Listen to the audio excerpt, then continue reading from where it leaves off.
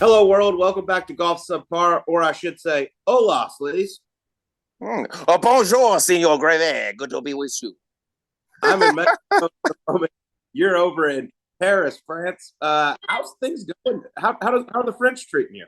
Oh my God, dude, it's been spectacular. We just wrapped up the second annual Bridges Cup. My first time being a part of it over here at Layboard Golf Club outside of Paris. Now in the great city of Paris, France. Colt. Format: 4 rounds, 36 holes a day, 3 days, 3 rounds of best ball, 1 day of alternate shot. 12 Americans mid-ams against 12 European mid-ams. Colt, you'd love this event, but it's dudes, it's bros. You're competing. You want to rip each other's throats off. And then at the end of the day, you all gather around. You have a few drinks, some pops, some great, great dudes on the European side from a bunch of different countries, bunch of great golf courses. Royal County Downs, ever heard of it? That's in Ireland. Ever been there? Yeah, Yeah, that's Europe. That's yeah. Europe. You ever played a little event there? Little event. Did okay there, Yeah. actually. You know what it's like competing on foreign soil. By the way, the guy that I played with from there, great dude, was at your Walker Cup there, by the way. Great dude. Huh? Very close friends with Shane Lowry and with Roy McIlroy as well. He was spectacular. The whole European team was awesome. Met a lot of great people. Man, we had a hell of a time. The Americans showed up. Cole, you know what it's like? It ain't easy winning on European soil. We got it done. We paved the way for the boys coming to Rome a little later this year. But, man, hell of an event. Had a great time. Fun to play some competitive golf again. And now I got a few days in Paris to see the sights. There's some protests going on outside, so that's pretty sweet. Shit's getting real out here in Paris, so pray for me. But God willing, we're coming back. You got your Spanish tuned up. Hola, heard that. How was it down in Mexico? It was great. By the way, I should have informed you before you went over there. I took 3 years of French in high school. I know Oh, absolutely nothing except I believe je me touche means I touch myself, which also could go into self suck. So that maybe you could be useful. Run that by me one more time. je me touche. Je me touche. I'm just going to say that a lot of places. I'm actually, dude, we're going to Moulin Rouge tonight, which is supposedly some sort of risque little situation over here. So I might need that term a little later if you're with me. But it was good. It was great down here in Mexico. The Mexico Open at Vedanta. Listen, the field was not very strong. 8 of the top 100, but the big dogs showed up. John Rahm, 2.5 to 1 favorite, goes out, shoots 61 on Saturday. Could have been a 59, but Tony Finau from the jump was in control. Absolutely put on a fantastic performance. His coach Boyd Summerhays told me on Friday. He goes, "I could just see this coming this weekend at practice." He looked great. I feel great. He's about to go on a heater. Wouldn't be surprised if he wins this week. I'm like, hey, bud, maybe how about a little? How about you tell me Yeah. this before the tournament starts? Hello. We do like to fire on this, as you know, Boyd. Little tip of the hand would be nice. But we had it set up beautifully. The final grouping, Tony Finau had a 2-shot lead over world number 1 John Rahm and Akshay Bhatia, the young 21-year-old that was just on subpar. The tournament couldn't have asked for a better final grouping. Brandon Wu made a charge in there as well, but at the end of the day, Tony Finau went bogey free, just put on an absolute clinic. 24 under par, wins by 4. His 6th PGA Tour victory. Not one bit surprised. Yeah, he's finally getting to shed that label of like great player, can't close. He's up to 6 now. Do it against John Rahm in the final group, head to head with him. I'm sure John Rahm, is a little gas still from the Masters, but he shows up when he gets on property. Colt, like you get the best John Rahm every single week.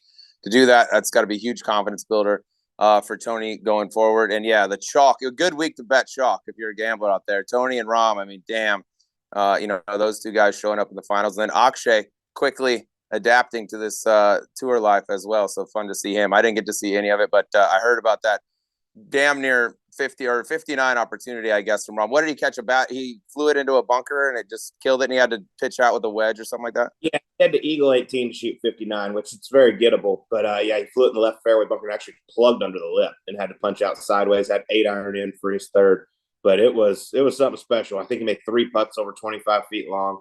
Um, Meanwhile, Tony Finau just put on a ball striking clinic. I followed his group on Saturday and Sunday. On Saturday, he shoots 65, and the longest putt he made was 4 feet 3 inches. Nice. That's Yeah, fun. That sucks and is also very fun at the same time.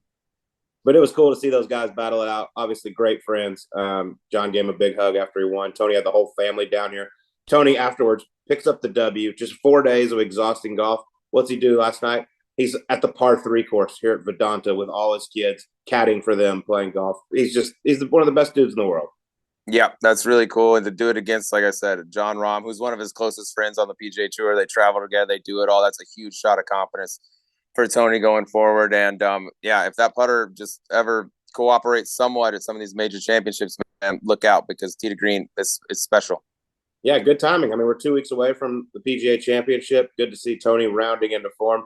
But I will have to say, another guy that's going to be at the PGA Championship, I'm currently in a little back and forth with on Twitter, trying to get him to come on the show and discuss things. But Phil Mickelson, who has told both of us over the years that he would love to come on Subpar at some point. Obviously, things have changed a little bit with live golf and everything. But someone recently on Twitter said that half the world's best golfers play on live. And I simply just said, would you please list those for me?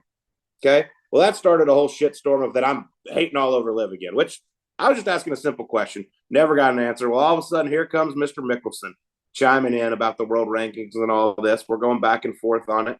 And I said, hey, we happen to have a little show. You don't live too far away. Happy to get on a plane. Come. We sit down. Said, no, thanks. I like it better on Twitter. I'm like, come on, buddy. Greg will sign your permission slip. Come join us. We'll have a good time on Subpar. So I'm still working at it as we speak, Sleaze. I'll let you know. All right. And we've had Greg on as well. So the water's warm over here. We can hash it out. And I feel like I'd be a great, I don't want to call it mediator, but I could be a great kind of, intermediary, I guess, between the two of y'all going back and forth. Because there's things I like about live. There's things I don't. I try to just be fair on both sides and say when it's great. For instance, that event they just had in Australia looked incredible. Looked like exactly what live golf wants live golf to be. I think there's some things with the world golf rankings that are unfair. I think there's also some things that the live golf guys should come to terms with. And being that we're joining this tour, we knew what we were getting into, right? So I think there's a lot of things there to unpack. I would love to have Phil on. Always, been a big Phil fan, regardless of what's going on out there. So I would welcome that. And Phil, we've talked, but yes, please take us up on this invitation. We'd love to have you, brother. Yeah, it'd be a lot of fun. So is our guest this week. This man, a little different lifestyle than most of our guests we have on. He's a professional gambler, professional poker player, 2-time finalist at the World Series of Poker final table, one of the most feared cash players in all the world, and loves to play some golf, has some incredible gambling stories. Let's get to our guy, Ben Lamb, on Golf Subpar. All right, folks, for our golf fans out there, you may never have heard of this man, but I guarantee you're going to love him. He's one of the best poker players on planet Earth. 2011 World Series Poker Player of the Year, avid golfer, possibly the reason why Tiger Woods may never come back to the Genesis ever again, but we got him here today. Ben Lamb in the house. Bemba, how are we, buddy? I'm doing good. Just came back from Cabo. Been there for 4 tan. days. Yeah, well, I don't know if that's right, but maybe a little bit more than when I went down there. You're solid. You look fantastic, as always. You do it too, buddy. I think you look great. We got to start with the Tiger story because that's the intro. You want to start with Tiger? We got to. I just teed it up like that. We got to talk about it. That's fair. You give us the brief version of how you ended up playing in the Genesis Pro-Am with the one and only Tiger Woods. Yes, the super brief version is a buddy of mine won it in the charity poker tournament. Tiger Jam.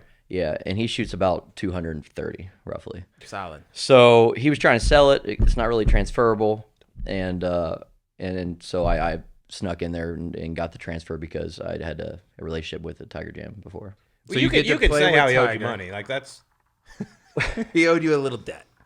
He may have owed me some money. Yeah. Okay, yeah, that's okay, fine. So, anyways, so you slide into the spot and you get to play with Tiger at Riv. Yeah, Dude, you teed off at dawn.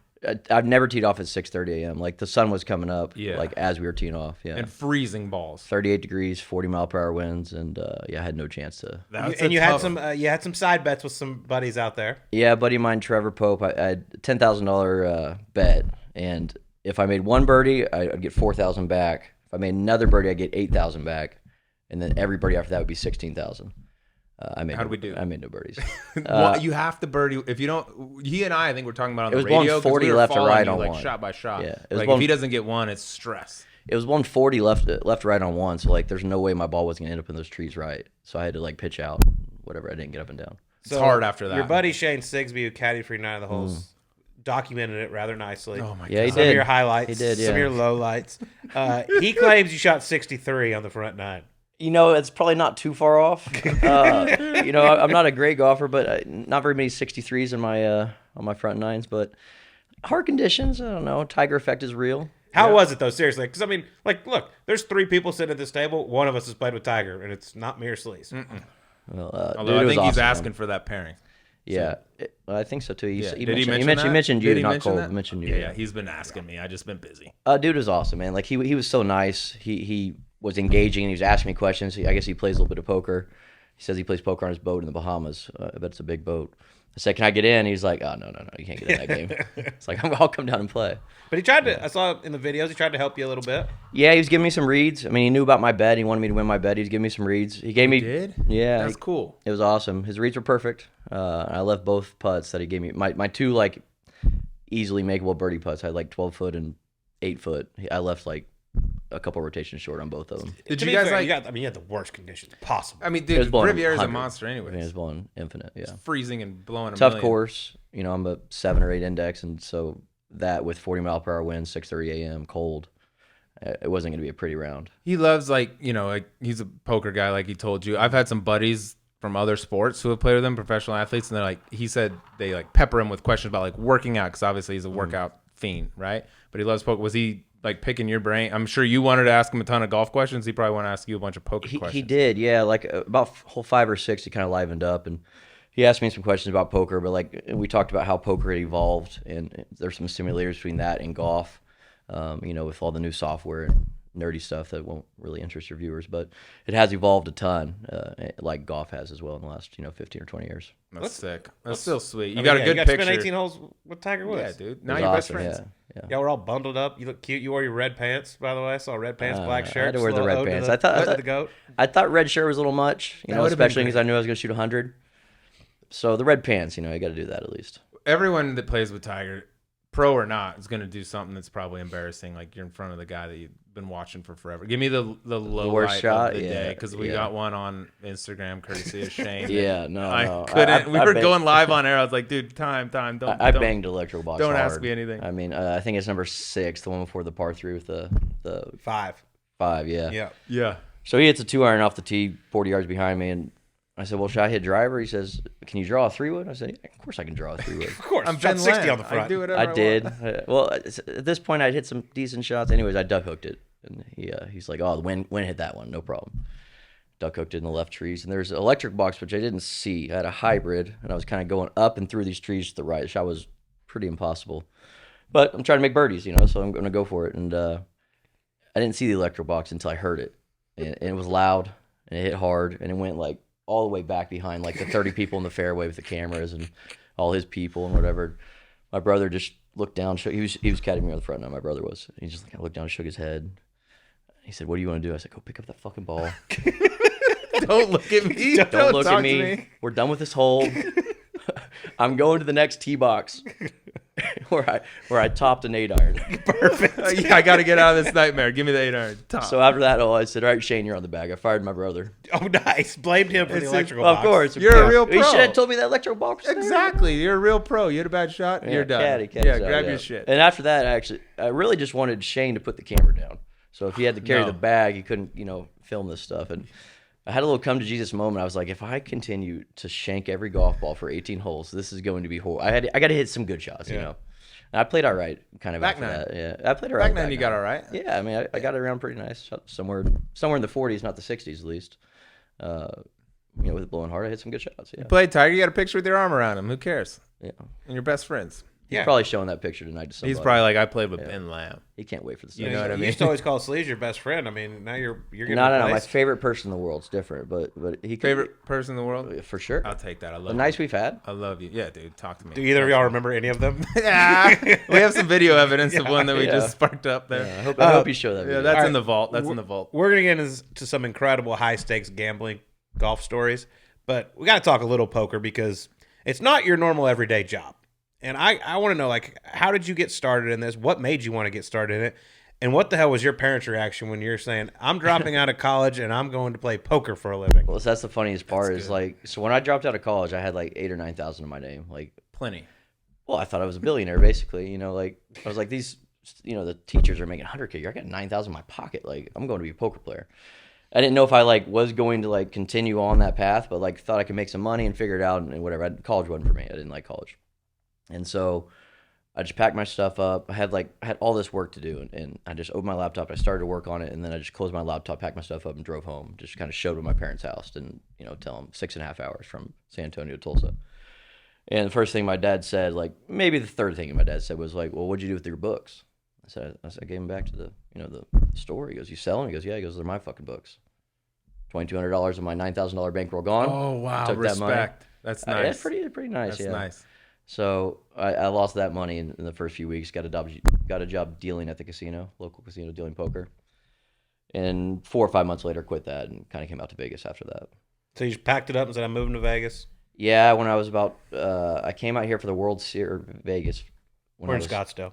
21 for the World close. Series of Poker, and I stayed after that. I had a decent year, decent summer, made some money, had a maybe $150,000 bankroll, got an apartment, got a roommate, and been out there since that's 16 years ago now. So do you turn pro in poker like you turn pro in golf? Because basically you could turn pro in golf tomorrow and just say, I'm signing up for a local jick and I'm going to play for some money. If you cash a check, boom, you're a pro. It's Is that not how like you do it in poker? a committee or like a whatever like a draft, yeah. I think a pro poker player is just someone who makes money playing poker. Like some of the most successful poker players are like lawyers and businessmen who just get to play with other players that are much worse than them. Like they would not win on like a tough game, but they play against, they're a 7 handicap poker player playing against 20s.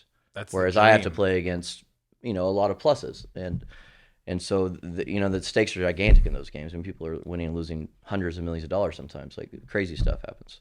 Games I would have no access to. They're not gonna let me play. All right, so you get in, you drop out of college, like boom, I'm gonna play poker. Were you what makes the best poker player? I guess like you got to know the odds, right? Mm-hmm. Like math, I feel like is a big part of it, but people can learn that. That's an attainable skill, right? But then there's like the reading of the people. Like, why did you think I can be, one of the best poker players in the world? What's your superpower?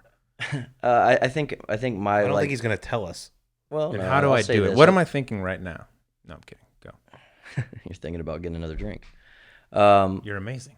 One of the things that I think I'm good at is like kind of reading people. Like, poker is just like basically lying. Like, when I have a good hand, I want you to think I have a bad hand. All of the ways I interact with my chips, how I put them in, how I look at my cards, how I look at you, do I take a swallow, like all this stuff. Is going to give you information, and I might try to mislead you. Very easy example, like 10, 15 years ago, like when like at the very most basic is when someone had a good hand, they would act super uninterested. They like look at the TV and watch the TV. They're playing a big pot, and they're like, oh, I don't care what I'm doing here. And so then like I was like, well, I'm just going to do that when I have bullshit, when I have nothing, and it worked. And then people caught on to that stuff, and now it's like a leveling war, and it's become more like psychological. But I think that's like my main thing that I'm really good at is just like reading people and kind of fucking with their mind. Can I cuss? Yeah, no, it's it. Okay. Yeah, whatever you Subpar, want, bud. Do whatever you want. All right, You've been lamb. Okay. Anyways, I think I'm good at that aspect of it. The math part is, you have to be somewhat mathematically inclined, but it's not as hard as you may think it is. Like it's some rote memory and then from there some intuition. Obviously, you can get better at it, but that part's not particularly hard. And then there's a new push in the last 10 years to with kind of solving the game theory of poker, the trees and whatever, and that's very difficult. It takes a lot of studying, something I have not spent a whole lot of time on the last 10 years. And so too busy playing golf with Tiger Woods. Yeah, I know, right? Yeah. Well, we have our normal Sunday game now, so that's good. Yeah. I'm in. Like, when was you mentioned you had $9,000 in your bank account? You thought you were rich, and then your books got taken away. What was the first big tournament you won? You're like, damn, I actually got some cash now. So I won a tournament in Oklahoma right before I moved out for like $50,000 or something, and I probably had 20 before that. So like that was a huge increase in my bankroll. And then went to Vegas, had a good summer, won I don't know maybe 150, 200,000. I was 21. That summer. When we met? Yeah, that was we didn't meet during the summer. We met right out in the fall. Yes, right after that. So we fall met 2007. Never forget when it. you slept on my floor. Here we go. Here we go. In a little cot. Yeah, so cute. Yeah. Mm-hmm. Through a mutual friend, Brant Hill, and I didn't know you, but Brant said, hey, we didn't have a bunch of money either because me and Brant were sharing a room at the Wynn, and I said, hey, I got this buddy. He needs, he doesn't have any money. He needs to sleep on your floor. I said, of course, bring him in. You like adopted him. I just yeah. want Like a lost like puppy. a week He- before. He was like a lost puppy, and he said, he "Here, was a little buddy." lost, but it's great, dude. He did my laundry. He got my coffee in the morning. Good like, house You guest. know, it was awesome, man. It was great. Yeah. It's nice to have a little butler. Oh boy, little why did butler. I ask you to come on the show? This is a horrendous. I want to get into idea. some more poker stuff before we get into all the golf stuff. All right, so you're out there, you're playing, you won the $50,000 one. Every guy in golf, I would say, is the same way. You can remember like your bad beats. I got the worst break on this hole. I made double here, horrible Yeah. bounce. Give me it's like some of your worst beats on the way That's the up, where you thing. thought you were done, like the equivalent of like, I don't know if I can play golf anymore. Well, I didn't think I was done, but like definitely the worst beat I'd taken, at a young age. I think this is 2009, so I'd been in Vegas for a year, and I was down to 17 in the main event of the World Series of Poker, and 6,500 people, and it's $10,000 buy-in, and we're down to 17, and this guy named Steven Beglighter, he had I think he had worked for Lehman Brothers or Bear Stearns like previous to like the collapse. Finance guy, and me getting this pot. He's got the Jack 9 of diamonds. I have pocket aces. And not to get like too pokery talk, but anyways, he raises, I re-raise. He calls. It comes Jack 9-5, and he cracks my aces. He flops, 2 pair. And that pot would have put me chip leader with 17 left. Instead, I had like a little tiny bit left. I exited 14th a little bit later. But the worst part about the whole thing was he was like so excited in the moment because it was such a big pot worth so much money. First was like, $8.5 million. He like came up and he was like, nice hand. He like slapped me in my back like very hard. And like I'm just here, just like my world's fucking crumbled in front of me. And now this guy is hitting me, like hard in the back. And yeah, that was probably my worst beat, followed by getting hit as well. Yeah. Followed by getting How'd you hit. handle that? Did you do anything? I mean, Don't touch me, finance guy. I didn't say You just anything. ruined my I world. mean, the hand was like I didn't care about him slapping me, but like it was the cherry on top. But just like losing that hand, it's worth millions of dollars. I didn't have millions of dollars. It's 2009, but yeah, I mean, it sucked. But to be fair, silver lining, I did cash for like a bunch of money, like $600,000 or $700,000. It was like a huge bankroll builder, and it was all good. Like it definitely was a movement in the right direction, no doubt. The poker world's wild. That I had stinks. this much bankroll. It's crazy. Yeah. Well, fast forward to 2011, you had a massive year. Mm-hmm. You were player of the year. You make it to the November 9. I'm curious about this because you ended up finishing third. You went over $4 million. But what's it like for a poker player? Because I feel like you go in runs where you get good cards, you get bad cards, and here you are, you're rolling in the main event, and then you got to take time out and come back in November. Yeah, so that was the first year they did it. Yeah. 2011 was a weird year, man. So online poker had just gotten shut down the year previously from the U.S. government, and there was this gray area for a few years, but so the sponsorship dollars had come way down, and they they wanted to like boost like viewers and like kind of build stories around these characters that make the final 9 of the 7,000 people. So their idea was making November 9. It's so you finish in July, and then 2.5 months later or whatever, you play the final 9. I was upset about it because I was good at poker, and like these guys, some of them weren't very good at poker. They got lucky and they were there, so now they got 2.5 months to study. They got to study my tendencies. They could figure out how to play poker and learn a bunch. Like I've been playing poker for 5 or 6 years. 2.5 months, like I wasn't gonna learn too much, and so obviously it was costing me money. I thought so for that reason I didn't like it, but for poker at the time, I think it was probably a good idea, like as a whole. But it was brutal, man, because I'm playing for, I think that was like 9.2 million for first place. I'm guaranteed like 700K or something, which was great, but like way big difference. Yeah. So now for 2.5 months, like I'm waking up like literal like nightmares, like me getting aces the first hand and get him cracked or something. Like I wait 2.5 months and then I go there and 5 minutes later I'm walking out, with $0 because they paid you the 9th place money. So if you get 9th, you don't get any more money. It's over. And I actually went on like a downswing during that 2.5 months too. I lost money, so I was like, like sweating it really, really hard. It was rough for sure. That's the first I've heard it. Like, do you study tape on guys? Like, like, all right, people that I'm about to play, they're watching me. They know when I look disinterested, that means I got a monster or whatever. Are you doing the same thing? I've never even thought about that. I mean, it's definitely evolved. Like basketball players and baseball players, they watch tape of their opponents, playing to try to figure out, solutions for what they do. Defenses, Yeah, of course. And in poker, yeah, of course. Like if I think. You watch poker movies and they're like, oh, he's got the tell if he plays with his wedding ring, he's bluffing or whatever. Like that doesn't exist, but like natural human behavior, will, kind of wear on your face. Like you can see it. You can see like, your feet are moving or just you're fidgety or, you look back at your hand a few times. Like there's different things that like naturally humans will do when they're worried. And so if I can watch Colt play a poker hand where he does the same thing 3 times and all 3 times he's bluffing, now I have something. I have a piece of information he doesn't have that I can use against him. That part's sweet. Yeah. So I wasn't too worried about that because, like I said before, I think I'm very good at, like, you can do what's called false tells.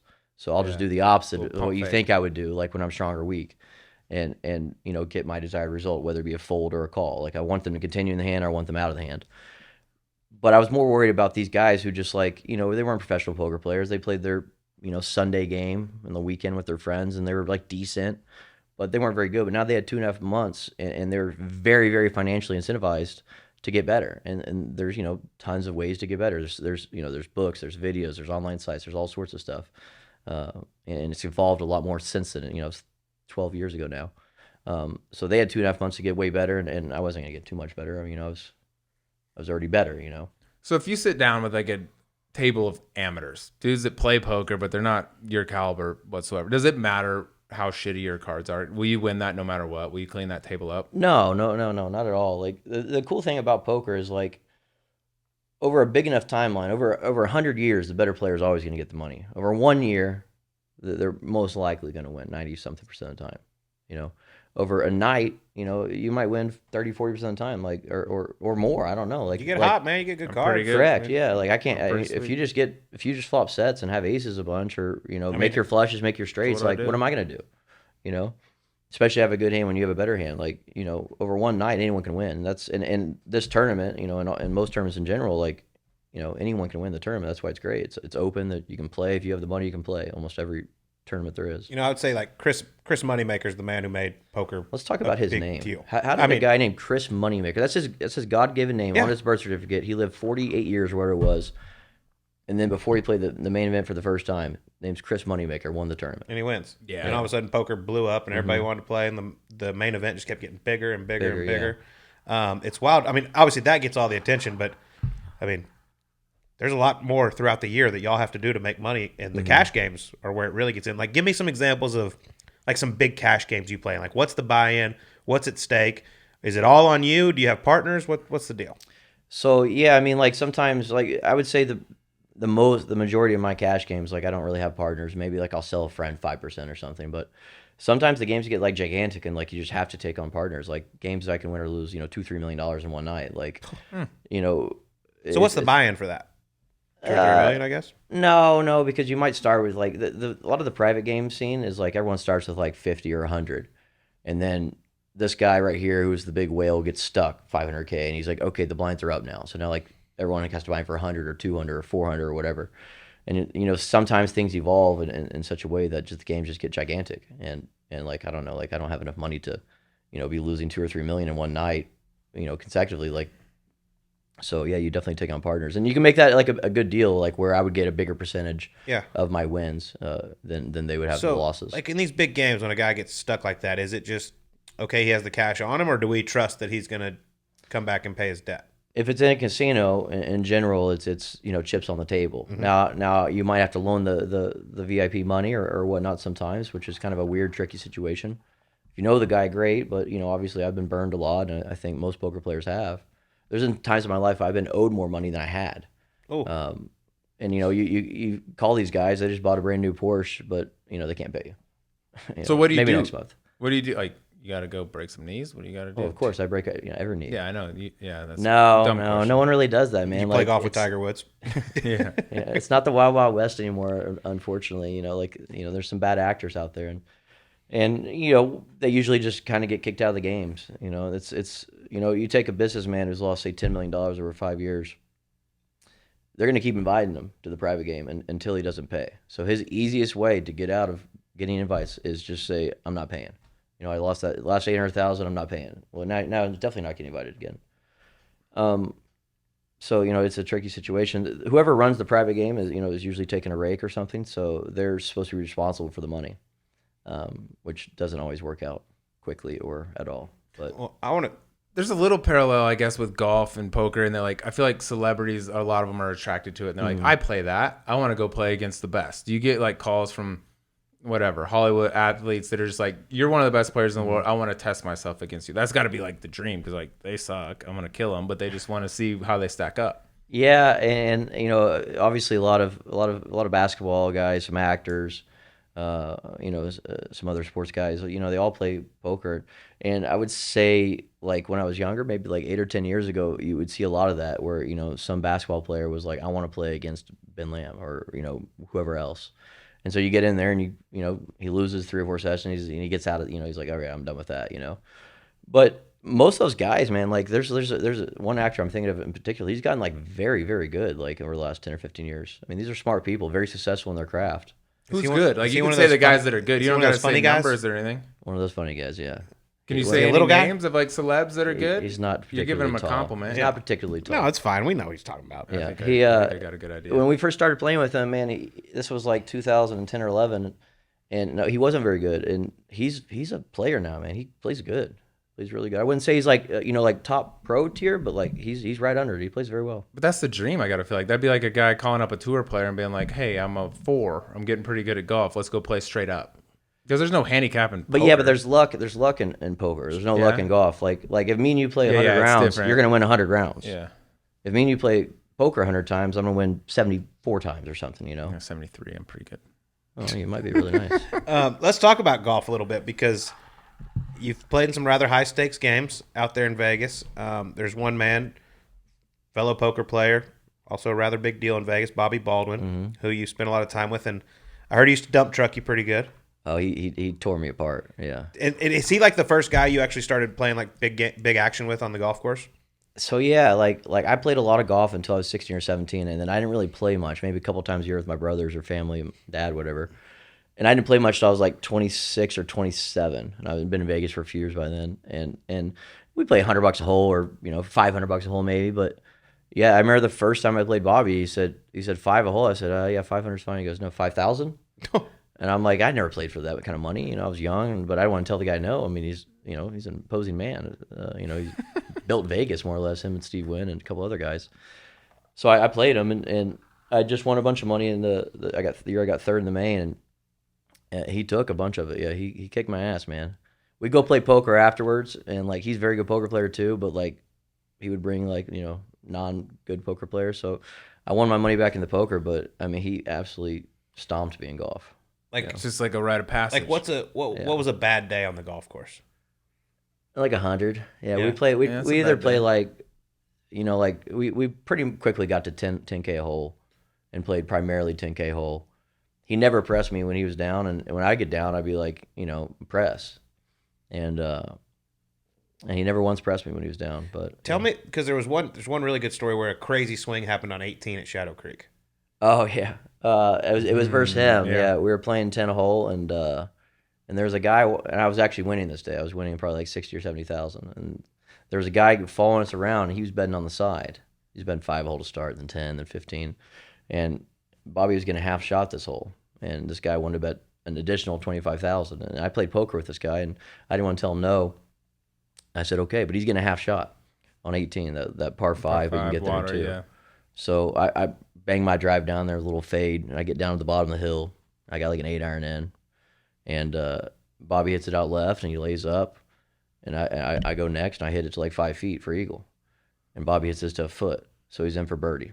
So I've got 35,000 on the hole, the biggest hole I've ever played at the time. And if I make my putt, I win with a 3 eagle. If I miss my putt, I lose with a 4 to his 3.5. So now it's $70,000 putt. Yep, that's a. I'm either going to win 35 or lose 35. And I never had a putt this big. One putt. I'd had 20K putts or whatever, but 70K. I was 27 years old, and I got over the ball, and the putter just wouldn't move. I couldn't pull it back. We laugh, but dude, you got 70 racks. I mean, I'm sure you had it too, man. Like, yeah, dude, you're gonna feel different. The putter weighed 80 pounds. I couldn't move the thing, and I got off the putter, and my caddy, Nick Poloni, Nick, he said, well, we know what the putt does. It's inside right, it's 5 feet. You're gonna make it. Just hit it firm, it'll go in. So I go over there, and the same thing happens. And the guy that's betting on the side goes, "Are you worried?" I said, "Yeah, I am, man. I am." He goes, "Well, you think you're gonna make it?" I said, "I think I am. It's just putter's not really moving." Get this putter to move. I bet you another 20 you missed. Yeah. So he goes, do you want to bet anything more? And in my mind, it's a 5.5 foot putt uphill inside right. Like, I'm a favorite to make this putt. Of course. And so as a poker player, I'm like, fuck, Odds yeah, I are want in to bet your more. favor, Let's bet more. He goes, what do you think about another 50? And before I could even like think about it, I said yes. So now I've got Okay. Now we're 85. playing. It's a $170,000 swing, and this is a lot of money. About 18 minutes later, finally, I'm ready to putt it. Maybe 10 minutes later, and there was a group coming up behind us, so I had to putt it, and I did finally putt it. Went in center cup. It was beautiful. Fist pump. What do you I don't do know if I for- Tiger fist bumped. We weren't friends by then. I heard it was like 10 minutes it took you to putt. Like, what are you doing? It is You're at just least walking 10. around It is and at least talking to the 10, caddy, man. man. Yeah, Oh my I God. just And you're couldn't- taking I bets. But like, yeah. what's happening? Because if I'm the other dude, I'm like, hit the Oh, bro. he's talking- we're on he the was talking- clock. he I was would be talking crap to chirping me you the whole time. relentlessly. By the way, Bobby had already gone in. By the way, Bobby's already inside eating his. he's not even watching. No, he's already inside. He didn't care. You're on the honor system. Well, because He's watching from the shot. He's watching from the clubhouse. There, Yeah. He's just like, I'm just gonna go watch. I would have Yeah. stayed. I would have been right there. But like, what's? In But your he mind? only had 10,000 on it, and whatever. But the other guy had all the side action was the big money, and so he was already in there having his You're on the having his clock. crown and 7. officially By on the the way, clock. whether it was That's good. 120,000, And he hooped it. 170,000, or the member guest, it doesn't matter. He just gets nervous, and you need to admit that. But I show up. You do show up. I show up. But the I back shake off it off. is the thing. I show. Hey, shake he it off. hooped that thing with a grizz of cash on the line. Yeah. All I know After a while. is, Hey, to switch subject good a little putt. bit. Yeah, you made it. Good That's putt, clutch. I love the high stakes gambling, but just think, 2 years ago at the Southern Highlands member guest, the guy riding on the back of our cart, Taylor Montgomery, is most likely going to be Rookie of the Year on the PGA Tour this year. I mean, we basically made him. He might win a major this year. He was looping for y'all dumbasses. So yeah, he won a caddy at He the cleaned time. Ben's balls. Yeah, he did. He cleaned my balls. Yeah, Spit you'll always shined have him. that Spit on. shined him. Yeah. Do you ever play? You get into all these golf money games, which we're getting into right now. I've heard about gamblers' rules in golf, where it's like you could have 22 clubs. You can grease your driver off the tee, Vaseline, chapstick, whatever. If you find your ball, I don't care if it's out of bounds, whatever, you can play it. Are there dudes that play that stuff, like gamblers' rules? So me and Bobby played gambling's rules. Not everyone plays them. You got to kind of figure it out. What beforehand. are the rules in that? No So, rules. Basically, you don't move the ball unless you want to take a shot. Like if your ball's on the cart path, it's not a free drop. You play it from there. And if it's in the crack of the cart path, you can move it onto another part of the cart path. So basically, and it's on against a root of a tree or something. If you're gonna hurt yourself, you can move the ball 4 inches, whatever. But you really can't move the ball unless you want to take a shot. There's not really any free drops. There's no sprinkler heads. You get There's drop no, from a cart path? hit So off you the can cart grease path. your clubs, but you can't get a drop from a cart path? Yeah, well, so the rules exist so that there's no arguments. If it's very easy, you can't move your ball. Now, and if you want, you can beg me to move your ball, and I'll come over and I'll move your ball from the crack to the other part of the cart path. Gotcha. I have to move your ball if it's free. You give people a free from the roots of a tree?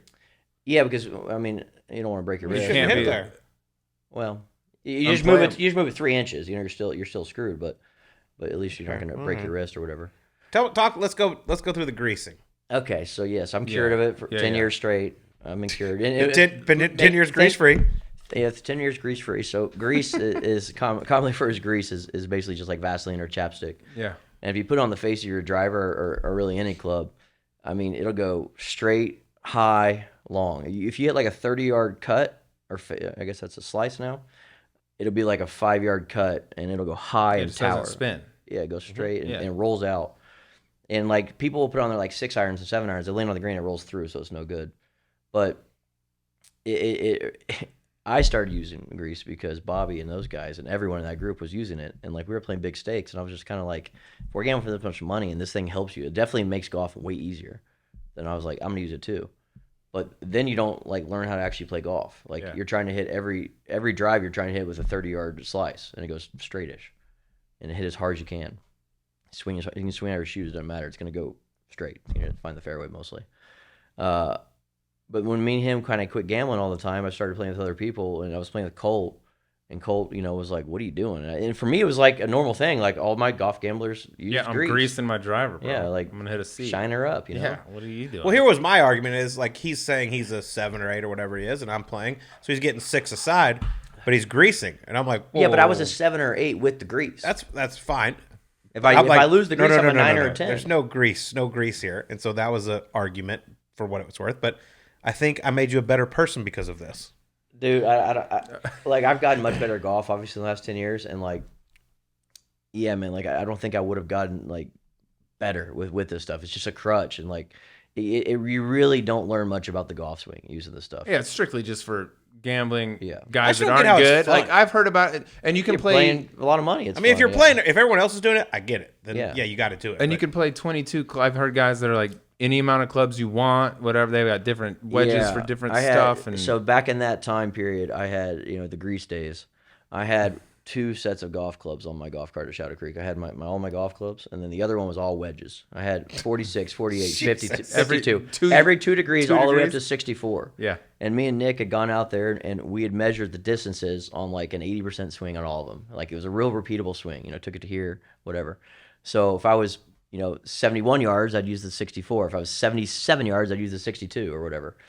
And I had probably more than 22 clubs back then. yeah, I'm reformed. I have no grease. You're a currently purist. 15 clubs in my bag, but I take one out before the round. That's fine. You're a purist I now. either With take Brock, out- we play by legit rules. We're gonna not have gambling. 14 Yeah, clubs, this week yeah. I'm gonna be checking. I either that. take I don't out wanna one see of the a hybrids or the chapstick 2 iron, near your depending ass on the either. wind. Yeah. I don't care how chapped your there's lips stories- are. I don't want to see chapstick nowhere. I'm not going to name names, but the old school guys, back in the day, in the era much before us, the pro golfers, I mean, there's times where everybody claims, they'd see the players like kind of wipe their driver face Heard across that their too. cheek. Yeah, sunscreen, yeah. a little of this, and then let me clean up my driver. Most nervous person you've ever played golf with, other than Tiger, like because of stakes and everything that's going on. I mean, he was for sure. I don't Yeah, know. he doesn't count. Well, dude, there's Like the first couple rounds with MJ for Yeah, sure. that's- Like I was frightened. that's the He's answer. a very imposing person. He talks mad shit. I didn't know if you and Phil Ivey, because Phil ain't scared to play for some action. He's not a good golfer, but So, he'll play for whatever. The problem Doesn't he with play some weird stuff too? the problem with Phil is like he won't meet you. Like I want to like if the first few times we play, like let's have breakfast, let's hash out our game. Like it might take 30 minutes, it might take an hour, he might not find a game, but he just always meet you on the first tee and just manhandles me into like this game. And so then by the time of it, like I know I don't have the best of it. I was like, fine, 1,000 a hole. Like I'm not playing you bigger. Like you have the nuts. And I lose my 5 holes and see him 6 months later. Like I don't know. Phil, he's tough, man. Like he's so tough. And it's just there's certain people that I know I'm going to lose money to. Like if we mess around enough together, where we're playing golf or poker or gambling on anything, like he's going to end up with the money. So I just try not to gamble with the guy. I don't know, but he's so fun to gamble with too. So like whatever, I guess I pay the dues. How much money has it saved you with Taylor Montgomery being on tour now and not home every week? A lot. I mean, I've been paying his rent for. His rent, he lives at home. Yeah, you've been paying Monty. I've been paying Monty's mortgage. You've been paying Monty. He comes Been paying over and says, Monty's there you go, mortgage, Dad. yeah. I play with Ben again. Yeah. No, he's kicked my ass, and the brutal part is he like money whips me too. Like even like before, like there's no way he had much money, but he'd always want to play bigger than I wanted to play because like I knew I wasn't gonna beat him, but like I liked him so much, like I didn't really care. But then he would like try to like he'd like press, and I don't know. I mean, he's up. Don't you think that's helped him though to grow up there, being around these Was he gonna give me games, my all money this? back Like he's since I helped not. him? Yeah, he's. I don't think he's like. I think from the time he was super young and just a little kid. I remember hearing about him when my buddies went out and played a pretty good game. Other guys involved out there, and they're like, "There's a kid coming up. He's gonna go to UNLV, and he's really, really good at Shadow Creek, and he's not afraid of the game." He was in way over his head. I remember the first shot I saw him hit was a 3-wood off the tips at 10 at Shadow Creek, and it was a little tiny fade, and it just went through the air in a way I hadn't seen a ball really, go. And I was like, and he was 16, I was like, this kid's gonna be good. And we played the round. He shot his normal 66 at 16 years old or what it was, and his college career wasn't less than spectacular, but and he's kicking ass now. I mean, it's awesome to watch. Yeah, he's playing great. All It's golf. It's all cool. The time. Made 10 cuts in a row as a rookie. Yeah, You're gonna. he missed the I big picked him ones, to the make $20 East million Lake. cuts. You're What are gonna you win doing? Rookie of the Year. Make East Lake. I think the blow up at the Players was that last weekend. It might be that's an all timer. Cool. That would cost- stun. That's one in like a few years we'll have him talk about that, but at Yeah. the time, like that hurts. I'll text That's him $1 tomorrow. million. That was a Masters invite. Yeah, That was Masters too. Oh yeah, he would have moved to between 35th and 40th in the world if he parred the last 4. it's still doable, but I he thought would Oh, they have already locked sent out it. the Masters for next year. No, so the cutoff. Well, this is going to come out later, There's but the 2. cutoff is after the match play. Oh, so if he had not done what he did Or win. made those 8s, He wins. If Or he win would have San parred the Antonio. last 4, he played the last 4 and 5 over. I think. he'd be at the something. Masters and, Yeah. and $1 million. Locked. Yeah, but it was funny. I What actually. about Ryder Cup? Would it had Ryder Cup? Oh, there are more points. possibilities Yeah. too? But I texted him because NBC's covering the event this week, so I'm not there. and I needed to leave tickets for a friend. So I was just trying to figure out who could leave them. And I figured Taylor doesn't have any friends in Austin. Surely he's not using his tickets. I was like, hey, Taylor, can you leave four tickets for a friend? He goes, this is a career-defining moment. You having to ask me for tickets. I love this. Immediately found somebody else. It's like, don't worry, I don't need shit from you as usual. I can't believe he said that. To him? No, I can't believe he said that. Yeah. He was mad that you asked for tickets. No, he said, this is awesome that I actually have to help you out. Oh, I Yeah. see. I understand. Yeah. Yeah. You're gonna owe me one. Yeah. Yeah. No, owe him one? I've done plenty for that kid. Well, he Whatever. came down here and worked with you for a week or two, right? Yeah, I've been up to Shadow when I was hurt. Spent a couple days with him. Yeah. He's good, man. He's real It's good. been really cool to see. His short game is ridiculous. If he his can figure out how to hit his putter irons, is a joke. it's going to be He drives it crazy. great and putts it great. The other stuff's you can figure out. Yeah. You know, What's the best part about, making all this money? Is it that fine food and wine you get to eat with Shane Sigsby? It's probably just hanging out with you, man. Like, I mean, if I had lost all my money playing poker, there's no way you would still hang out with me. Yeah. It's a great point, Don't you actually. you catch a cold streak. Yeah, I'm out. Yeah, you're gonna be like, I'm you're aware. gonna I get a did- new phone. Who dis real quick? We played the member guest for the first time at Southern Highlands, and we were right in there. We won our flight, but I remember I was getting FaceTime. Shane, You were a Throughout. beauty, by the way. I mean, Ben was a very nervous golfer, and I'm pretty sure I asked every single member if they needed a partner the next year for it. You hit one top 7 iron, and the guy never lets you forget it. You know what I mean? I think I still have the video. On We my got phone. third. We had Yeah, a you were chance. right It's there. not that I'm nervous. I'm very competitive. We were down to the final three. You are very competitive. I'm very competitive, and like it's hard to get down to 3 people in a tournament, and there's no money on the line, whatever. But it's hard to get down to 3. Like, I want to win. Like, I want to do everything in my power to win at all times, and especially like deep in something, whether it be a poker tournament or a golf game or whatever. And so, he had slept, I believe, about 4 or 5 hours that weekend. You were doing good shape. Total. Yeah, total. Yeah, I didn't sleep the night before the Yeah. first round. Oh, made 7 I birdies. felt like I was there. I was good FaceTime. I was like, here it comes. what we did. There you And go. like We're at the casino, I we're on the tried golf to course. like be smart about it. Like, I get him like real drunk by like 7 or 8 p.m. thinking like by like 11 like he's gonna have to go to bed. Oh no. It's Vegas, dude. He'd be FaceTime me at 3 a.m. in the morning. Tee offs at 7:50. Finds a way. Yeah. Little I mean, bulldog. as James and Randy Hedlund, all the guys are like, what did you expect was going to happen when you invited him to Vegas to play the member guest? And when you just invite anyone that's But by not the way- from by the way, Vegas, you you just- live there, so it's like it's old hat. When you bring other people in, like, this is when I go. This is the pedals down this week. Well, he's pretty much got the fall member guest locked up for the next Hell yeah. 10 years, more or less. It is a time. We're gonna win How it. about my warm-up Can you last think you year? get Taylor back on the two bag? 7 irons off the side of the hill by 18. Yeah, so we were teeing off. We were out of it pretty much. We had a chance. No, we were we gonna have weren't. to play. Well, we had to play good. I guess no. I'm sorry. We were only 2 back, weren't we? Yeah, we're fine. And tee off's about 8:50 a.m. and here comes Colt at 8:43 a.m. Just looks, Oh, just you're looks, showing up late. No, I've been I in get the a locker lot. room You since- like just- to bag I on me just for that. looks absolutely Been in the locker room since 8. abysmal. I mean, he looks like he's about to die. He looks like he's about to puke in every bush he walks by. I don't And agree with any of this. he story. grabs I a like 7 this. iron and like there's a little grass area that no one's ever hit a golf ball from in their life, and right in front of the owner he drops down 2 brand new balls and hits them into the driving range over the trees. He skanked the first one, striped the second one, and said, "I'm ready." Here we and, go. And somehow in between barely being able to stand up, he hit every fairway pretty much. It was impressive. It was Fairways aren't a problem. It's a good time out there in Vegas, Fairways. Southern Highlands. I still put that out there. If anybody needs a partner, call me.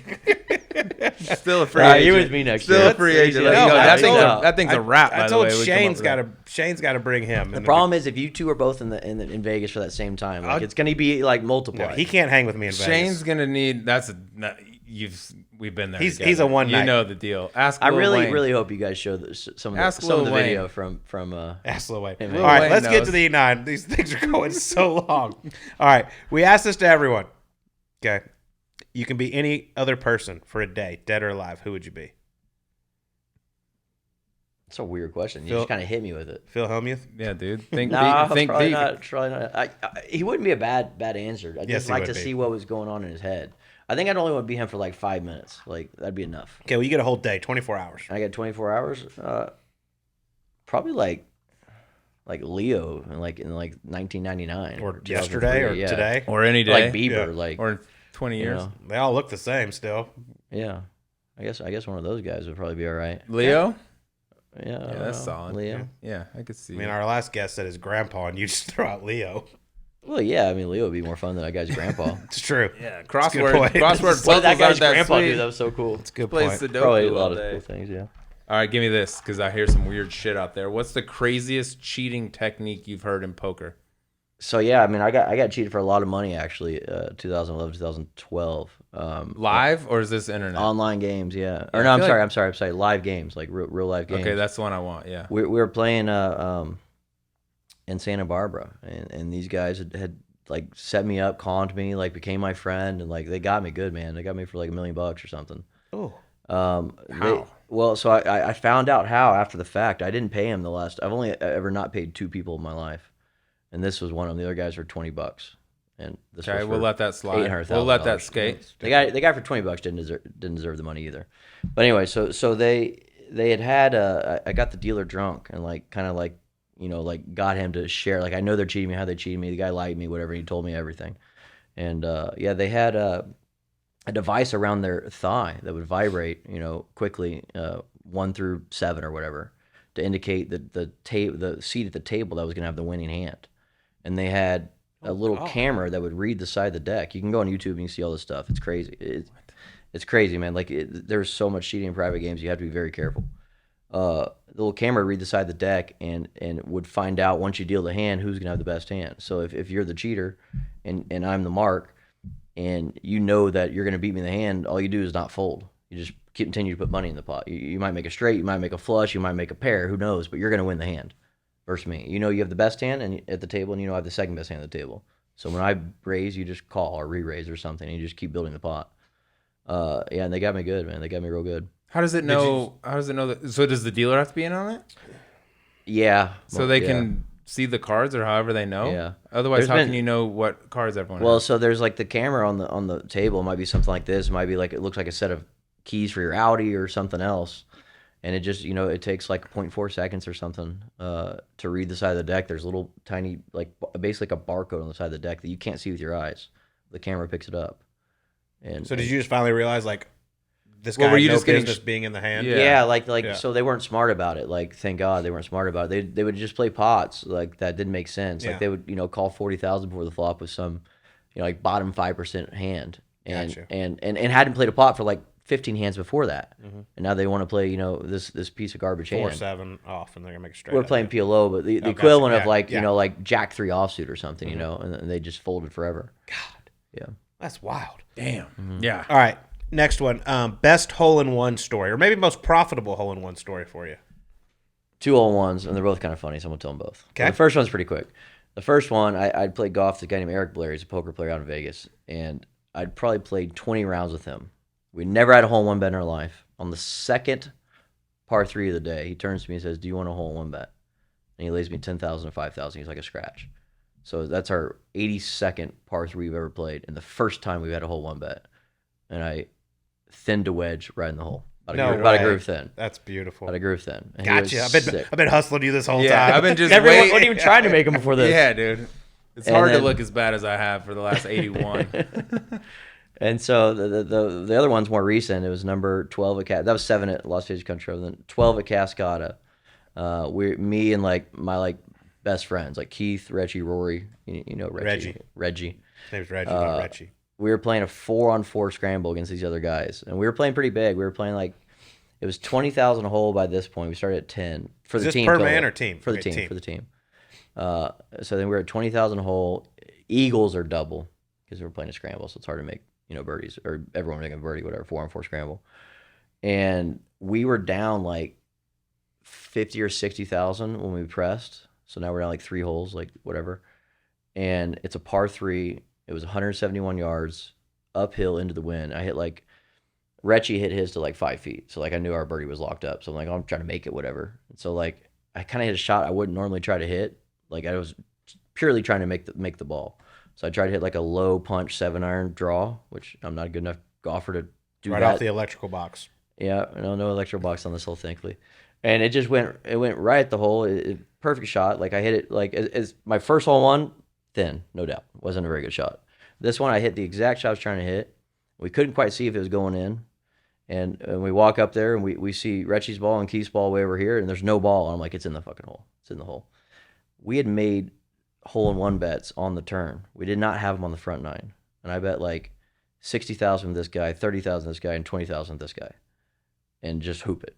2 holes later. These are some timely aces. No kidding. Timely. If I didn't know any better, Is your thigh vibrating right before you hit the shot? I was gonna say you had some shit strapped to your I leg. have never not considered myself a very lucky person, and yes, these are some timely aces. The greatest part about it was obviously I made a shit ton of money on the shot because now Eagles get doubled as well, so that's an extra 40K. It's an eagle, but like being with my best friends and like normally if I make a hole one, they're getting a bill, but like they all made money with me, and like it was just like made the moment like that much purer. Damn, It's that's just nice. normal gambling stories. Pretty typical. It's a little different than when you make it at your local club for your $5 hole. Yeah, I had to buy Jimmy a beer. Yeah, a little different. The dinner was expensive that night, and I got the bill. Don't worry. All right, where do I go here? All right, give me the one guy in poker, golf, or both combined that you've won the most from in your life. You don't have to give a number, but who's like your punching bag? I'm not answering that fucking question. You crazy? You don't got a guy? Yeah, If I had this punching bag and I said his name, do you think he'd play me ever? It might piss him off and be like, I'm going to change that. And he for sure listens to this. You know what I mean? This is the tells that I'm talking. You know about this. A little reverse psych. Maybe Taylor Montgomery. Maybe he comes in there. Please, not Taylor. Just say Taylor. Monty. To be fair, Taylor Montgomery might have the highest winning percentage versus me. I mean, like I would hope You know so. what he tries to give me? What? This is and I hope he really listens to this part because it's shameful. What do you think Taylor should give me? What do I think he should get you? Yeah. Probably 7.5 aside. Okay, he tries to give me like 5.5 or 6, and that's not. So and by eight, the way, probably I eight, can't beat him yeah. at 7.5 aside. There's Depends. no way. 7.5 aside. At Shadow, you I shoot 82 every day. okay? Yeah, well, but that's. yeah, minus 15. you're in the ballpark, dude. He's got to shoot 67. 67. Dude. I mean, it's pretty good. That's not I don't every know. day. I mean, He just it's beat probably my- close to every day. I've seen him shoot way more 60s than 70s. Way more. Yeah, I mean, he's down. Well, we're playing Shadow in Southern Islands, like 67's like. If Well, you now shoot, he's got money. Maybe he'll loosen up and give you a few more strokes. I doubt it, man. I think he's gonna die with all that money. So he's I so love that. You gotta love how redneck the Montgomerys are. He wins all this money. He makes all this money. Now he's rich. Millionaire now. You know what he buys? His first big expensive purchase. Please, I can't wait. He buys a machine. It's like $15,000 that fills bullets that you can make your own bullets with. Great. Yeah. That's all we need. That's the most useful. redneck thing I've ever heard. That's useful. Well, that leads perfectly into my next question. What's the dumbest thing you've ever bought? I bought a lot of dumb things. Exactly. Yeah.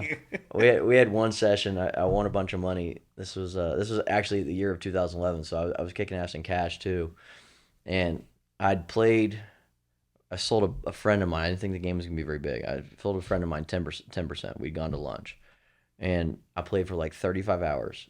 And Straight? Yeah. Oh my god. Like we started at like 3 p.m. and I went to like 10 p.m. the next day or something. I'm getting the time wrong because it was in the morning when I quit around noon or 1. And I said, "Come pick me up. I can't drive. I'm too tired." He said, "How'd you do?" I said, "I broke about even." So he gets there and I hand him like his share, which was like $800 or $84,000 or something, like for his 10%. Like I've had fucking monster session. Like one of my to the day was my biggest winning session. And I said, "I want you to drive me to the jet ski store." And I went and bought $52,000 in jet skis. I bought 4 of them. Nice. I never owned anything. I didn't know anything about the lake. I was just like, I want 4 jet skis. You didn't even today. go to the lake. Yeah, where the hell is the lake? Is that the one with all the Lake bodies? Mead, dude. With it's all the nice, bodies in yeah. it they're finding? Yeah. I bought a right now? boat later on. Like I had some fun at Lake Mead. Lake Mead's fun. A lot of bodies there. Yeah. Yeah. Take me to the jet jet ski store. Jesus. That's God. what, and I need 4. You should meet my old caddy. I don't know. Why John do I need Davenport. 4? No, By the way, just in start with case 2, one see if runs you need out of 2 more. gas. I got 2 fast ones and 2 slow ones. Yeah. One's for cruising, one's for speed. Yeah. Yeah. All right. What would be hard, speaking of dumb shit you buy, what would be harder for you to give up? Gambling on the golf course forever or Louis Vuitton? You love both. To be fair, I do like Louis, but like I think I only wear it around you because it's become a thing. I know, Like, I it's don't like- wear Louis that's Vuitton our every day, thing, dude. but like when I see you, I was actually pissed when you showed up. I was like, what are you doing, I know. I was dude? in Cabo. You don't bring the Louis to Cabo, but I just wear it around you now because you it's our thing. Yeah, if I don't It's see our the thing. checkers, I'm like, what's he even doing? He's not even trying. I'm aware. He's I'm not aware, even yeah. trying. No, I give up Louis 10 times before. I mean, it's gambling It's at still golf. a hit. I wouldn't even want to play half golf your with the closet's game. gone. The Louis jacket at Aria all time. If we have Yeah, to that do was the Lil show. Wayne night. Yeah. That was Yeah, good. shout out Lil Wayne. But you can't play poker for no money. You can't golf for no money, in my opinion. Like, Yeah. you got to have something on the line, and it doesn't have to be a big number. You got to have something on the line, so at least you can talk shit after the round when they pay you. Whether it's $50 or more. borderline impossible to play golf, but let's just go play. Yeah. It's no like, fun. what are we doing? All right, Someone's next one. got to hurt. Obviously, when you first started, online poker was a really big deal. A lot of action going on. Have you broken more golf clubs or computer screens? It's not really even close. I don't think I've ever broken a golf club. and I not computer screens, maybe one computer screen I think I broke on accident, but I watched you break one How you break one on accident? you watched me break at the one? win. You punched your hand through your laptop. That's accident. You get a little twitch. Yeah, just a little twitch. You That's know. just a little muscle The, spasm. the mouse is what breaks the most. I play basically no online poker nowadays, but the mouse, maybe they're made poorly back then, but you lose a hand and you just slam it on the table. Well, those mouse can only take so many slams, and they get harder and harder. What's crazy about it is like I can lose a giant pot in a live setting at a casino and like I just kind of like laugh it off and next hand. But like if I lose like a pot like a fifth as big online, like for some reason like there's just some guy there I don't know. He's from Russia and he's faceless and he just have this name and for some reason I've hated this man, because he's beat me a few pots. And with all the scams in the world, with technology and everything, like I just don't get how y'all ever trusted online poker. Online poker back in the day was like for sure like very trustworthy and as it's become more like decentralized and it's like a bunch of app games and like ran by, like you just 30 people want to play poker and you set up a little club and they play poker on it. Like some of those are very good and some of those are very untrustworthy for sure. And that's not the only reason I don't prefer to play online, but it's definitely helps. Like online's boring at this point. I don't really enjoy it too much. As soon as I start playing, I just kind of I'm ADD and I don't really care what's going on. But live, like you're at least socializing, you're talking to people, and I think that's like a very big thing about poker is like the social aspect is huge, especially for me. Yeah, so online's not, it's a no go. So the answer was computer parts, I guess. Mouse. Yeah, guess. mouses. Yeah, We should make a new mouse. It's Like an indestructible mouse. Yeah, Let's poker do mouse. that. We own that. That's patented right now. now you're gonna break your desk. Yeah, exactly. Made of steel or something. All right, next question for me. Do you think that when you buy a Lambo, it should come with a fuel gauge? That Well, should be included It with has the a, Lamb, it has don't a, you think? It has a fuel gauge, to be fair. Yeah. So But it's visible. the story you're bringing up is Yeah. I ran out of gas on my first tank. So they, it came with the tank, and I ran out of gas on my first tank. It like the normal cars I drive are like German cars, or whatever. They have like it yells at you, and there's lights blinking like go get gas.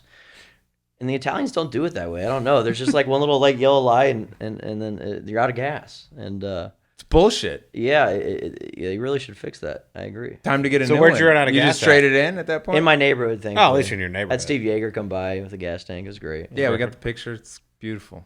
Thank you. First tank. First tank. Another great purchase, by the way. Those appreciate. Those appreciate. The jet skis I sold 5 years later for nothing. This I can maybe make money on. Okay. Yeah, Appreciating assets, Lambos? they can be. Yeah, if you get them MSRP. Interesting. Yeah. Okay. We should look All into right. that. Last question. Have you ever threatened to beat up a baby? This is a question you ask everyone. No, this is- to You're you. specifically asking me. You ever this threatened is to beat up a custom. baby? Not that I remember. Have I? What about the Yeah, baby? we were there. What about baby? What about the baby? What about The baby. The baby. The baby. the baby? He's a Not- baby. yeah. Well, We worded that a the little. gentleman in we're discussing is 34 years old. Yeah. His He's nickname grown. is the baby. Yeah.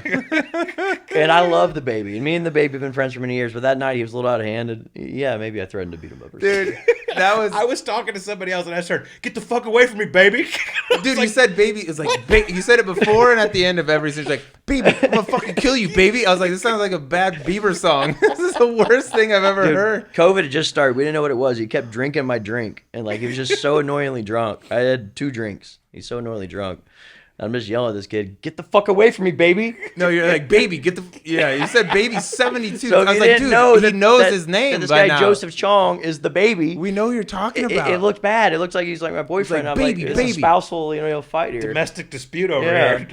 baby, get the fuck away from me, baby. I was like, God, he knows who you're talking. You're the only guy yelling at him. He I knows love who it. you're He's the addressing. baby. He's Joe the baby. That was Louis V night. You guys are that was a legend. big night. That was a big night. Yeah. Oh, Child but- abuse. If anyone Remember was that- just if anyone just had audio of that, they would have been like, this is a problem. That was the night He's gonna beat up a baby. Aria, they were like, "All right, you have to leave." And then like I fought to not get kicked out. I was 2 drinks deep, and I was about to leave anyways. It wasn't. It was not the Louis night. It was a different night. Oh, I was there for it, and it was weird. And then once I fought to not get kicked out, I was like, well, screw it. Like now I got to go. Now I got to stay and have 8 Now you more gotta have a drinks. night. Yeah, might as well. Might have been Louis. Might as well. You got child abuse coming. Benba, it's been a pleasure. Thank you so much Appreciate for joining you, us. doggy. Thank you, guys. Thank you, bro. Glad to finally get here. Yeah. All right. Well, that was the wild man, Ben Lamb, joining us on Subpar.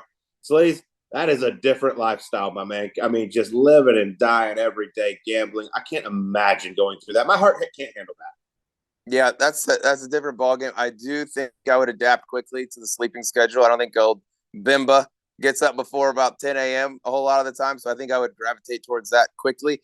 Dude, we talked a good bit about it, but him playing with Tiger at Riv, first thing in the morning, freezing balls cold, worst situation imaginable for him, and then shooting 1,000 with our boys out there, basically video documenting every shot. The one shot that went off the shitter or the trash can or whatever it was and went backwards. I was like, we're trying to get Tiger back playing golf, but we put him out here with Lamb, who's bouncing it off of porta potties and shit. We got to give him a better re-entry into the game than this. But man, he's a beautiful dude. He's really, really good at what he does, and he loves some golf and loves the fire, man. But that's just cool to get a peek behind the curtain of kind of, I mean, how you start doing that and become what he's become. How about this one since it happened since we filmed this show? But he was recently playing at Madison Club with a guy. Big stakes. I believe it was $30,000 Nassau, which ended up getting much more high.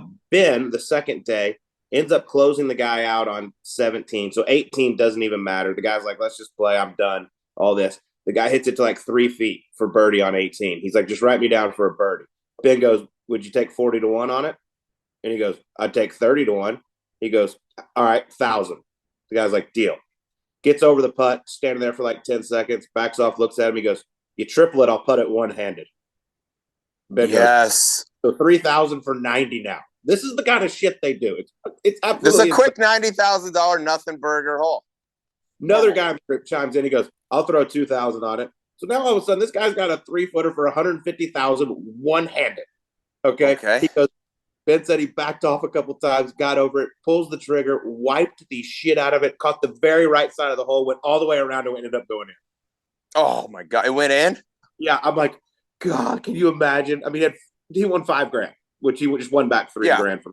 But I'm like, $150,000 one-handed 3-footer. That seems not worth it. Also, by the way, just for me, gonna go out on a limb and say the guy doesn't affect his life if he misses that thing, but that's a lot there. So yeah, shout out Bimba. He can go get another Lambo that he doesn't know how to put gas in and do it and break that thing down quickly, and buy some more Louis V, which he loves. I was sweating just listening to the story he was telling me. I'm like, my God, I mean, I don't know if I can handle that. Should we go in or should we play one more? Let's just play one more. Okay. Oh, 3-footer for 150. Nice. Normal stuff. Normal dude stuff. That one was a lot of fun, man. I enjoyed that. It's a little different than we normally go, so it's fun sitting down with Ben Lamb. But it's time to tee it up on FanDuel this PGA Tour season. Right now, new customers can get $150 in bonus bets, guaranteed when you place a $5 bet. We've got a massive field this week at the Wells Fargo Championship out in Charlotte, Quail Hollow Club. It's going to be a lot of fun. We're going to be looking at some top 20s, some head-to-heads, overall winners, whatever you want. And if you've been thinking about joining FanDuel, there is no better time to get in on the golf action. Download the app and make sure you use code SUBPAR when signing up, and let's get amongst it, Sleaze. See if we can keep this little bit of heater running. I think this week was obviously a lot of chalk. This week could be a little different. We've got Rory McIlroy is making his return. I know Scotty Scheffler, I believe John Rahm are taking the week off to rest up a little bit. But other than that, the field is absolutely loaded. So let's get to it. I'm going to let you do the honors as I scroll back to the odds real quick. Who you like this week? I'm going to give you a guy I've been banging the drum for forever. Keep talking about how he's not only going to win, he's going to win a ton of times. He's going to win monster events. Eventually, if I keep saying it, I'm going to speak it into existence. It's going to happen. Give me Cam Young, 21 to 1. Like you said, great field, so you're still getting good odds on him here. But he was runner-up here last year. He plays so well on the toughest venues. Look at his major championship record. I feel like the tougher the setup, the more it emphasizes tee to green, ball striking. The harder it can get, the better for Cam Young. I just think it's coming, and I think this is a great place to do it. We've seen a lot of careers launch, big wins at Quail Hollow, and I think he could be next up. So give me Cam Young, 21 to 1, man. I'm going to keep saying it till it happens. Okay, I like that, and I actually liked him a lot. He was kind of who I'd circled, but you said you wanted him, so I'm going to let you have him. I'm going to go with two guys who are both making a massive comeback in their careers, and I think one of them is going to win very soon. One of them has won on this golf course, and he's my dark horse. It's not a very big dark horse, but I'll get to that in a second. For my favorite, 28-1, great value, playing some really good golf. Just needs to put all 4 days together. Jason Day. Okay. Love the work he's doing with Chris Como. It's a big golf course. I feel like it sets up very well for him. My dark horse, he's only 41-1, but this is where he broke out on the scene, beat Rory McIlroy in a playoff. I'm going Ricky Fowler. God, I honestly think that's coming too, man. It's getting good. You've seen a lot of high finishes up there, going back to a place with good memories. I like that pick. I'm going down the board a little further, although I feel like this is really good value for this guy. Keith Mitchell going off at 70-1. Okay, that's a lot. He's got 2 top 10s in his last 3 at this joint, right? He just got in the mix at the Zurich with his boy Sung Jae, and I feel like another good golf course for Keith. Smashes it off the tee. Ball striking is great. Big venue. That's kind of the place that Honda kind of fits that same, where he's won there before. That's a tough tee to green golf course. Give me Keith Mitchell at 70-1. All right, I like it. Stay tuned for some of our parlays later this week. We also have some hole-in-one props, matchups. You never know. Make sure you go to FanDuel.com/subpar and sign up. That's FanDuel.com/subpar to get a $150 in bonus bets, win or lose. And when you win, you get paid instantly. FanDuel, official betting operator of the PGA Tour. Must be 21 years and older and present in select states. First online real money wager only. $10 deposit required. Refund issued as non-withdrawable bonus bets that expire in 14 days. Restrictions apply. See full terms at FanDuel.com/sportsbook. Gambling problem? Call 1-800-GAMBLER. Hope is here. Gambling helpline ma.org or call 800-327-5050 for 24/7 support in Massachusetts. Call 1-877-8-HOPE-NY or text HOPE-NY. That's 467-369 in New York. FanDuel is offering online sports wagering in Kansas under an agreement with Kansas Star Casino, LLC. Call 1-800-GAMBLER or visit FanDuel.com/RG in Colorado, Iowa, Michigan, New Jersey, Ohio, Pennsylvania, Illinois, Tennessee, or Virginia.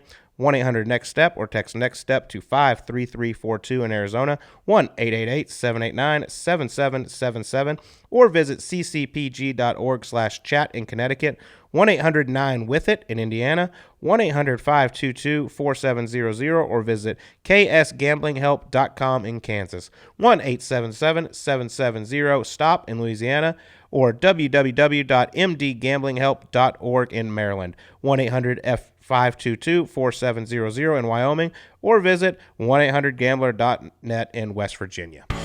All right, my man. Be safe over there in the riots in Paris. Come home. We need you back in America. That's going to do it for us. Wait. Give me the phrase again in French. I got to write it down. How I say it? Je me touche. Je me touche? Je me touche. Je me touche. I'm going to be tossing that around like Halloween candy. Very simple. When I think about you, je me touche. Oh, is that how you learned it? That's how I learned it. I'm going to be touching myself all over Paris, bud. Pray for me. All right. Hasta luego. Buongiorno. We'll talk to you next week on Golf Subpar.